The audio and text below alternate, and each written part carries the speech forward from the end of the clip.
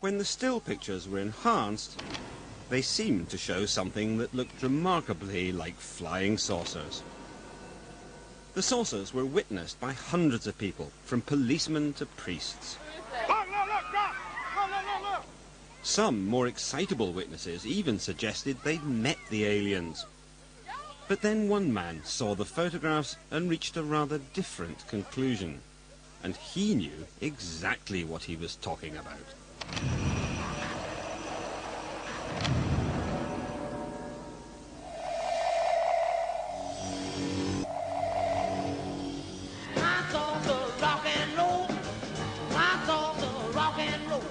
Gulf Breeze, Florida. 17 years ago, this was the location for one of the most sustained series of flying saucer sightings in American history. Most of the hundreds of people who saw them became convinced they were watching aliens. But one man thought differently. Any time that somebody says that there is something doesn't necessarily mean there was something. They have to be able to meet a scientific criterion of being real. Upon coming across the Gulf Breeze sightings, however, the configuration was radical enough that we could see up inside. And that was up inside was light, and it as though it was hot. And not only that, but it was circular in configuration. Boyd Bushman thought he recognized what was powering these saucers, and he recognized it because he himself had worked on the technology. Bushman had spent 35 years in the forefront of weapons design, inventing the prototype of the Stinger missile before moving to Lockheed, at the heart of the American military saucer industry.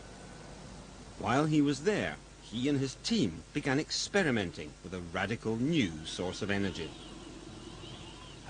This is nothing more than 250 turns of number 30 wire, and we took the leads and plugged it into standard house current. What happened next astonished everyone. And there it is. Even now, Bushman doesn't fully understand how this works.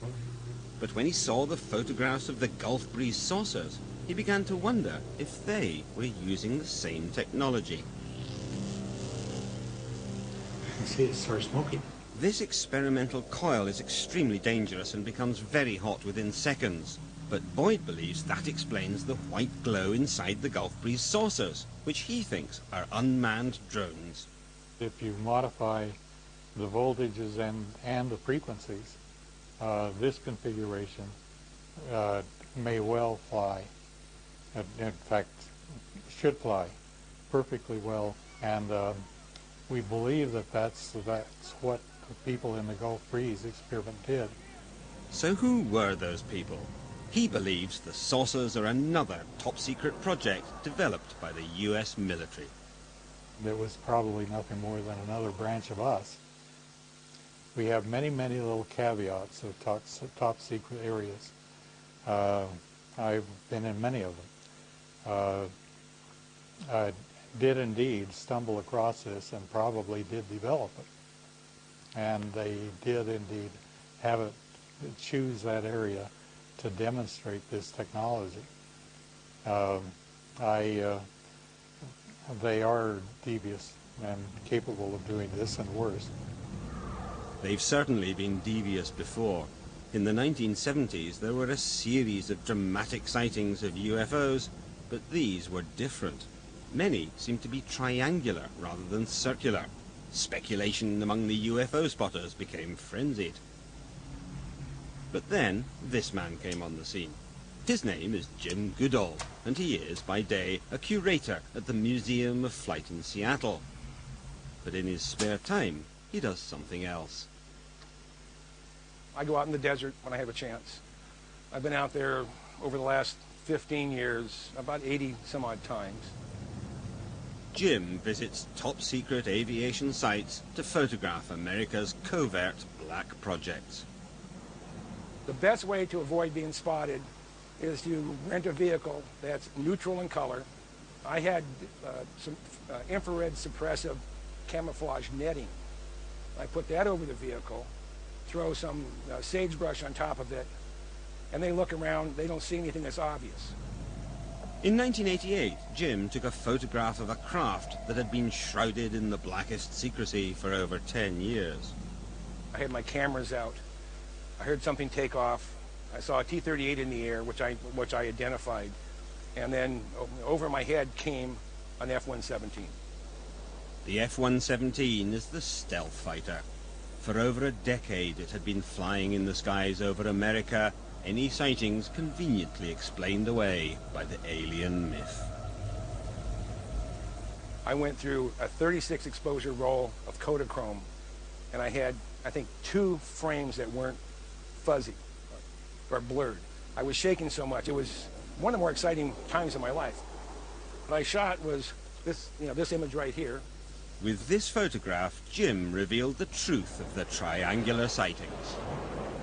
If you look at an F-117 head on, it looks like a flying saucer. So if you can't identify it, it's an unidentified thing. So if you don't know what it is and it's in the air, it's a UFO, an unidentified flying object. In the years following Jim's photograph, the flurry of triangular sightings abated, but the sightings of circular craft did not. Just last month, the Mexican Air Force released some extraordinary UFO footage shot by their pilots using infrared imagery. Bizarrely, although 11 craft could be seen, only 3 registered on radar. So, have the real aliens finally arrived? Or could these saucers too have something to do with the American military? Now, a dear friend of mine was named Ben R. Rich. He replaced Kelly Johnson at the Lockheed Skunk Works. And about 10 days before he died, I was speaking to Ben, but he told me, he said, Jim, we have things out in the desert that are 50 years beyond what you can comprehend. They have about 4,500 people at the Lockheed Skunk Works. What have they been doing for the last 20 some odd years? They're building something. Dad, when you're out there, did you see anything? Let's not start that flying saucer nonsense again. Hey, Mom, there's something in the back room. Well, if you like that flying saucer nonsense, then join us for the 4th series of the sci-fi show Lex, here on 5 Monday night at 12:15. What you hear is all hearsay. We all know conspiracies are dumb.